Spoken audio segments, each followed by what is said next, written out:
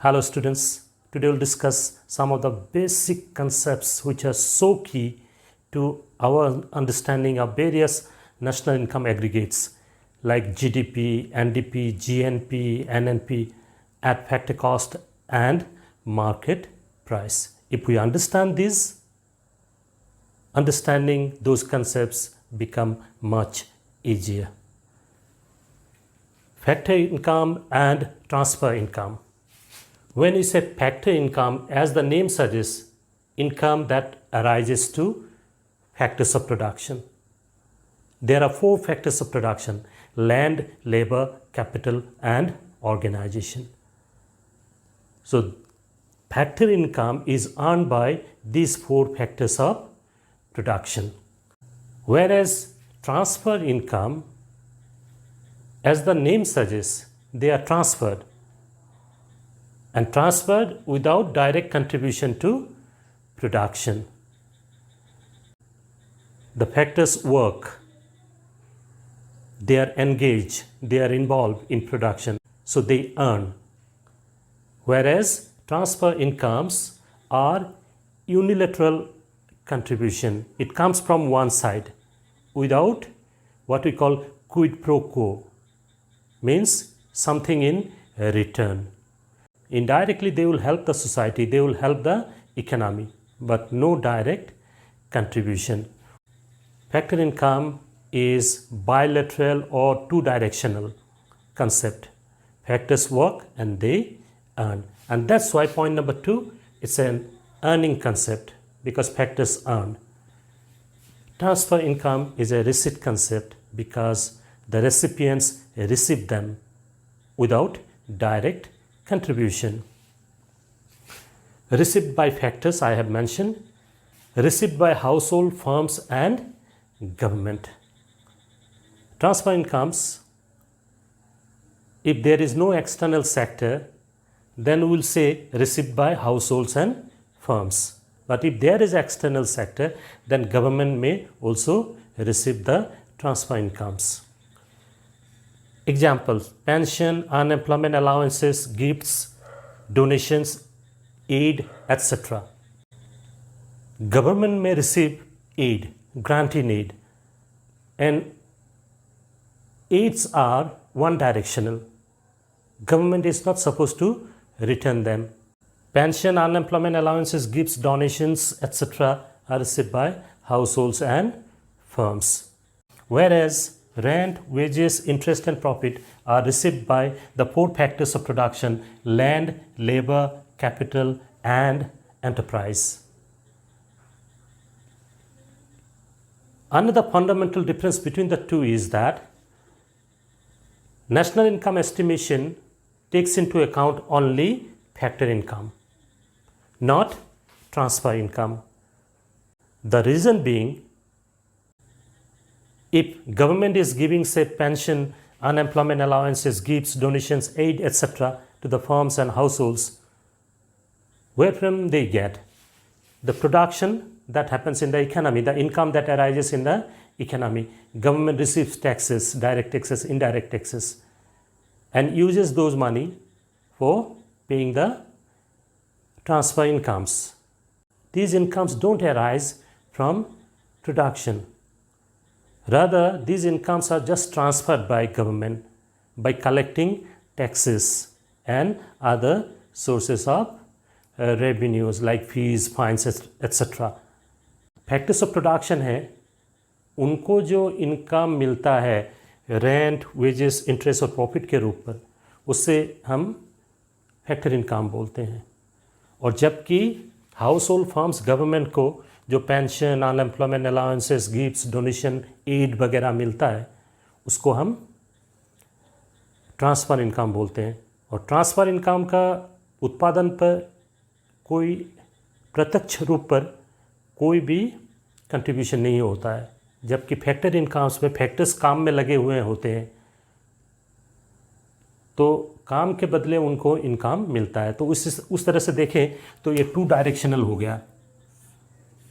Factors काम करते हैं और उसके बदले उन्हें फैक्टर इनकम्स मिलता है, जबकि ट्रांसफ़र इनकम्स 1 डायरेक्शनल होता है. अगर गवर्नमेंट ये पेंशन अनएम्प्लॉयमेंट अलाउंसेस वगैरह दे रही है, तो ये वन डायरेक्शनल है, डायरेक्ट कंट्रीब्यूशन कुछ भी नहीं है। हाँ, आगे जाके सोसाइटी को फ़ायदा होगा, इकोनॉमी को फ़ायदा होगा, वो इनडायरेक्ट कंट्रीब्यूशन हुआ, तो उसे हम यहाँ पर नहीं देखेंगे।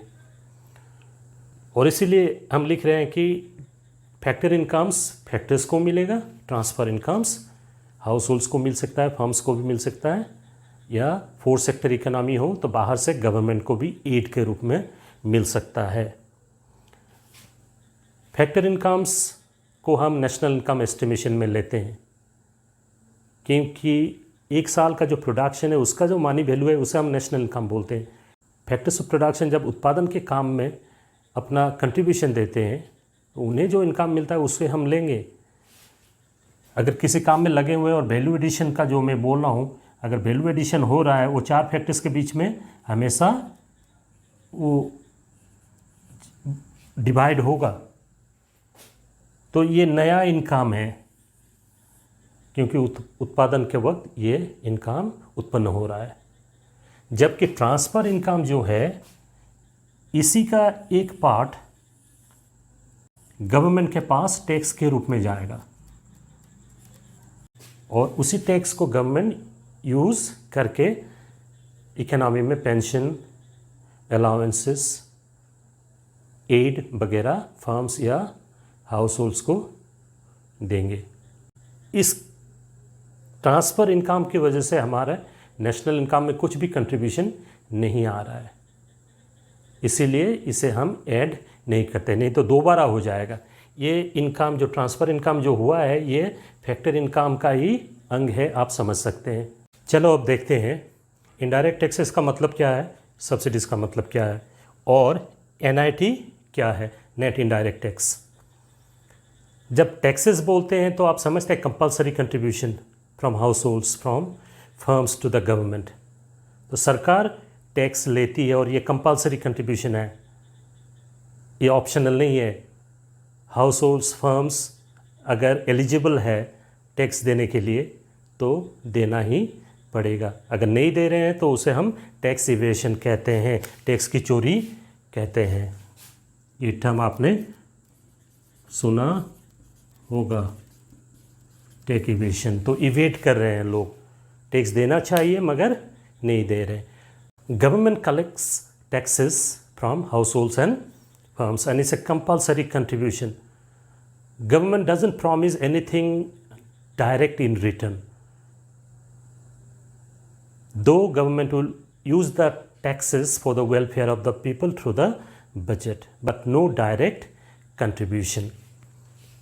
Taxes are of two types, direct taxes and indirect taxes. When you say direct taxes, ये तीन टर्म हम यूज़ करते हैं इकोनॉमिक्स में, डायरेक्ट टैक्स और इनडायरेक्ट टैक्स को समझने के लिए।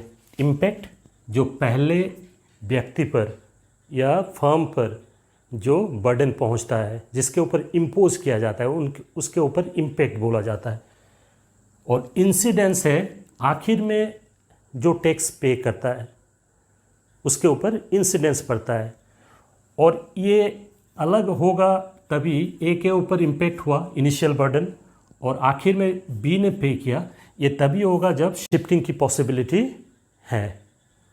डायरेक्ट टैक्सेस में शिफ्टिंग नहीं हो सकती, शिफ्टिंग इनडायरेक्ट टैक्स में पॉसिबल है।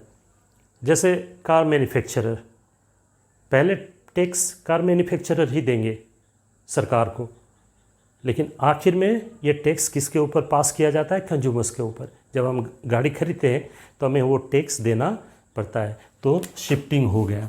जबकि direct tax like income tax, corporate tax, जिसके ऊपर इम्पैक्ट होता है उसी के ऊपर इंसिडेंस होता है। यहाँ हम इनडायरेक्ट टैक्सेस की बात कर रहे हैं, हमें नेशनल इनकम अकाउंटिंग में इनडायरेक्ट टैक्सेस चाहिए। सब्सिडीज टैक्सेस का कंप्लीट ऑपोजिट है। Taxes are paid by the public, households, firms to the government, whereas subsidies are paid by the government to households and firms. इसीलिए हम इसे negative tax भी बोलते हैं, और इसके देने का मकसद दो होगा, अगर हाउस होल्ड्स को दे रही है तो सोशल वेलफेयर, पब्लिक वेलफेयर के एंगल से दे रही है। जैसे एलपीजी सिलेंडर पे जो सब्सिडी है, मार्केट प्राइस ज़्यादा है लेकिन हम कम पैसा देते हैं, सो एक पार्ट सब्सिडी है, राइट। अभी तो जो नया सिस्टम है उसके हिसाब से तो हमें मार्केट प्राइस में ख़रीदना पड़ता है और जो सब्सिडी अमाउंट है वो हमारे अकाउंट में ट्रांसफ़र होता है। पहले ये कंपनी को दिया जाता था सब्सिडी, लेकिन बहुत सारे कारण हैं जिसके कारण ये बदलाव आया है। LPG cylinder subsidy is an example of subsidy given by the government to households from welfare perspective to keep the households safe from the burden of rising prices, whereas electricity subsidy provided to a company or a firm is an example of subsidy granted to encourage production by reducing the cost of production and thereby price, and when price comes down the firm or the product of the firm becomes competitive in the market. Production encourage करने के लिए, खर्चा घटाने के लिए, या cost जो बोलते हैं कॉस्ट ऑफ प्रोडक्शन घटाने के लिए और फर्म को कम्पिटिटिव करने के लिए हम क्या देखते हैं, सरकार सब्सिडीज़ देती है डोमेस्टिक फर्म्स को, क्योंकि इंटरनेशनल कंपटीशन है तो सब्सिडीज़ के द्वारा अपने फर्म्स को हेल्प करने की कोशिश की जाती है। हालांकि अभी 21st सेंचुरी में WTO रेजिम में ये मुश्किल होता जा रहा है। डोमेस्टिक इंटरेस्ट से सोचें और बेबी इंडस्ट्रीज़ है तो सब्सिडीज़ वगैरह सपोर्ट वगैरह चाहिए, लेकिन ये मुश्किल होता जा रहा है। तो सब्सिडी सरकार से फर्म और हाउस होल्ड्स को आ रहे हैं, लेकिन हम नेशनल इनकम अकाउंटिंग में हाउस होल्ड को निकाल देंगे क्योंकि प्रोडक्शन की बात बोल रहे हैं, money value of goods and services produce. The difference between indirect tax and subsidy is known as net indirect tax, NIT, indirect taxes minus subsidy, and we can understand that it will be positive figure, it will be always a positive figure। ऐसा नहीं हो सकता सरकार 10 crore collect करे indirect taxes से और subsidies दे 12 करोड़, और भी काफ़ी सारे खर्चे हैं, तो सब्सिडीज़ हमेशा कम होता है और सिलेक्टेड एरियाज़ में होता है जहाँ ज़रूरत हो। The difference between indirect taxes and subsidies is known as net indirect tax. Now we can move to differentiate between factor cost and market price. When you say factor cost, we are measuring the national income in terms of the expenses incurred on 4 factors of production. There are thousands of commodities, services produced during a year. And for each commodity, how much value created during the year is obtained in terms of value addition. So the difference between market price and factor cost is this. So how it works out in our example, the factor cost is 100 rupees, then NIT is the difference between indirect taxes and subsidies. So what was the indirect tax? 10 rupees per unit, and subsidy was 2 rupees per unit. So the market price becomes 108.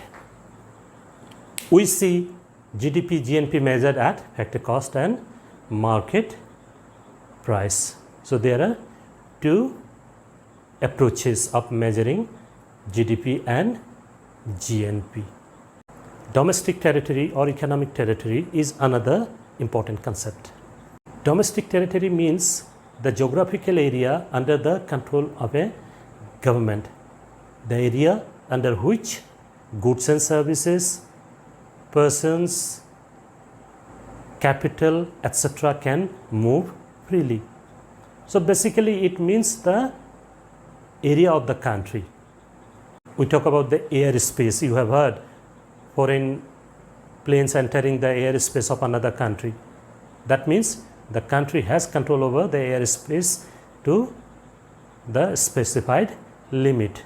Likewise, the country has control over the international waters. This point is here. So when we say geographical area, it includes the land area, air, space and also international waters over which the country has full control. But there are some riders. Certain things we include in the domestic territory concept and certain other things we exclude. What are the things that we include? Indian embassies, consulates, military establishment, etc. located in foreign countries. They will be treated as the part of domestic territory of India. Why? Because there are international conventions, there are international treaties to treat the embassies, consulates, military establishments as the domestic territory part of a particular country, even if they are located outside. जब हम embassies बोलते हैं तो आप समझते हैं ये कूटनीतिक संपर्क का जो हम बात बोलते हैं, एम्बेसीज वो काम करती है, जबकि कॉन्सुलेट्स वाणिज्यिक दूतावास हम बोलते हैं तो इकोनॉमिक इंटरेस्ट को देखभाल करती है दूसरे देश में अपने देश के होकर. तो ये जैसे मैं कहूँ Vienna convention 1961 on diplomatic relation,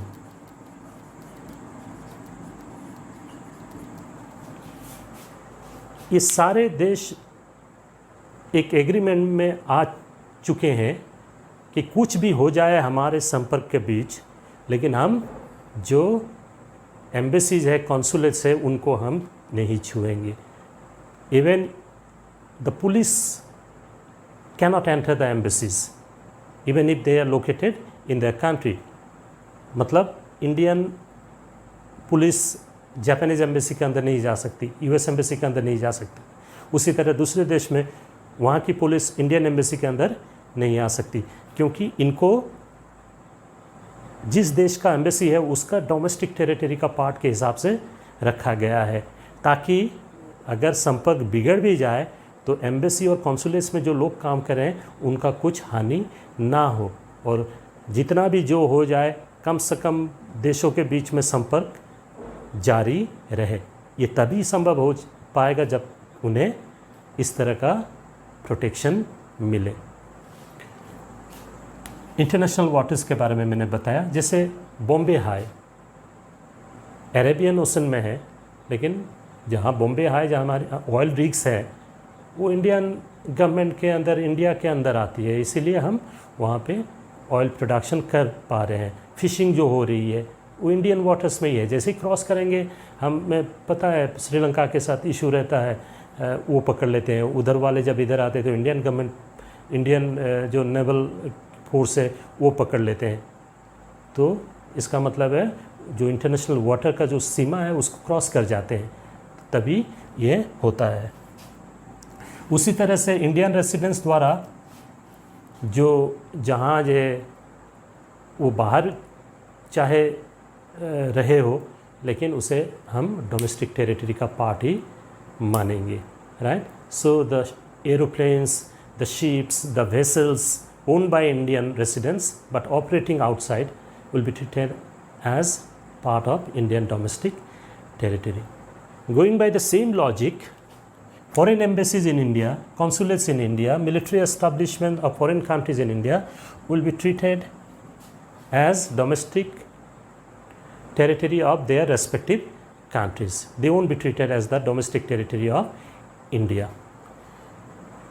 उसी तरह से offices of international organisations like UNICEF, UNESCO, WHO, ILO, अगर इनका ऑफिस इंडिया में है, मैं इंडिया बार बार इसे बोल रहा हूँ कि हमें समझने में आसानी होगी. इनके ऑफिसेस अगर इंडिया में है तो उनको हम डोमेस्टिक टेरिटरी का अंग नहीं मानेंगे.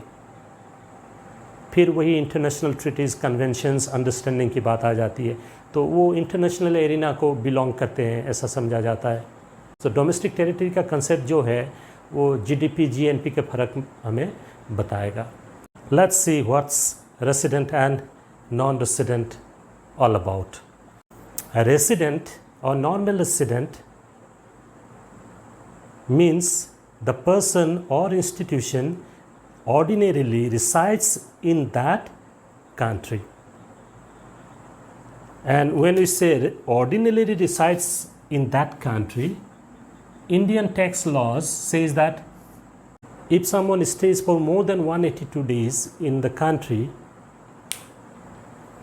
for economic purpose, then that person or institution or organization will be treated as resident. Less than that, non-resident. So condition 1 is normally resides in that country. Condition number 2, economic interests. So for business, for job, etc. Tourists, students, pilgrimage visits are not considered for defining resident. Next difference is, if we consider the residents, then their incomes are included in both domestic income as well as national income. So domestic income means the last topic, domestic territory or economic territory. So the income that arises within the domestic territory, that is domestic income. Whereas national income earned by the residents both within the economy as well as outside the economy. So residents' income will go into both domestic income as well as national income. But non-residents' income, if we talk from Indian economist's viewpoint, and a non-resident earns an income in Indian economy by staying less than 182 days, that income will go into GDP within the domestic territory, but not into GNP. That is the difference. That's why we've written incomes included only in domestic income. Some of the examples. Indians working in foreign embassies in India. Now, Indians working in foreign embassies, so say the US embassy, the Japan embassy in New Delhi, but the workers are Indians. So they are resident because they are staying in India, on Indian soil. So they will be treated as residents of India. Likewise, Indian officials working in Indian embassies in foreign countries will be treated as residents of India. भारतीय दूतावास में जो अधिकारी कर्मचारी काम करते हैं foreign countries में, उन्हें हम इंडिया के रेसिडेंट मानेंगे. अब इंडियन ऑफिशियल्स को क्यों रेसिडेंट्स कहा जाता है? क्योंकि जो इंडियन एम्बेसीज फॉरेन कंट्रीज़ में है वो इंडिया की डोमेस्टिक टेरिटरी की पार्ट है, मैंने बताया था अभी थोड़ी देर पहले. तो as if they are staying in India, because the embassies of Indian government located outside the country are treated as part of Indian domestic territory as per the international conventions, particularly the Vienna Convention on Diplomatic Relations. Non-residents, foreigners working in Indian embassies in foreign countries, तो वो foreign की वहाँ पे रह रहे हैं, foreign countries में रह रहे हैं, so they will be treated as non-residents. Though they are working in Indian embassies, which is part of Indian domestic territory, but they are staying in their own countries, so they will be non-resident for India. Foreign officials working in foreign embassies in India, तो Japanese embassy अगर है new Delhi में, तो Japanese embassy Japanese domestic territory की part है, तो वहाँ पे जो ऑफिशियल्स काम कर रहे हैं तो वो जापान की डोमेस्टिक टेरिटरी के अंदर जाएंगे, तो उन्हें हम रेसिडेंट नहीं कह सकते. दो दिल्ली में रह रहे हैं लेकिन फिर भी as if they are not staying in New Delhi, they are staying in Japan. उसी तरह से Indians working in international organisations like UNICEF, UNESCO, WHO in India, they will be treated as residents. But the offices of UNO, WHO, ILO, they will be treated as non-resident even if they are located in India, because international treaties, international conventions treat them as institutions located in international arena. हमने resident और non resident की फ़र्क समझ ली. रेसिडेंटशिप और citizenship के बीच में फ़र्क को समझ लेते हैं. नेशनल इनकम अकाउंटिंग के लिए हमें नहीं चाहिए, लेकिन ओवरऑल अंडरस्टैंडिंग के लिए बता रहा हूँ। सिटीजनशिप जो है वो पॉलिटिकल कंसेप्ट है, लीगल कंसेप्ट है, जबकि रेसिडेंटशिप इकोनॉमिक कंसेप्ट है। हालांकि इकोनॉमिक कंसेप्ट अगर है, रेसिडेंटशिप का भी लीगल इम्प्लीकेशन है। हर कोई आके रेसिडेंटशिप नहीं ले सकता, जो लीगल फ्रेमवर्क है उसके अंदर ही रेसिडेंटशिप होगा। लेकिन फ़र्क यही है, जो सिटीजन है उनको वोटिंग राइट रहता है, उनको उस देश की पासपोर्ट मिली हुई होती है। रेसिडेंटशिप को वोटिंग राइट नहीं होगा, उनको पासपोर्ट उस देश की नहीं मिलेगी, उन्हें काम करने के लिए, बिजनेस करने के लिए परमिशन दिया जाएगा। अगर 5 साल 10 साल रह जाते हैं रेसिडेंट के हिसाब से और बाद में सिटीजनशिप के लिए अप्लाई करते हैं, तो वो अलग बात है, वो सरकार के ऊपर होगी कि सिटीजनशिप ग्रांट करते हैं या नहीं। इंडियन कंटेक्स्ट में जैसे हम NRI बोलते हैं, नॉन रेसिडेंट इंडियन, तो वो सिटीजन इंडिया के ही हैं, बिजनेस के कारण, नौकरी के कारण वो बाहर है। They haven't surrendered the passport और the citizenship of India. Those who have surrendered and adopted the citizenship of other countries, then they will be known as, say, if they are in the US, then Indian Americans, British Americans, overseas Indians, and if their forefathers went outside and taken the citizenship, then persons of Indian origin, another term. So there are different terminologies used here. I tell you, and I give you guarantee, if you have watched this video and reached here, the next lecture will be a cakewalk.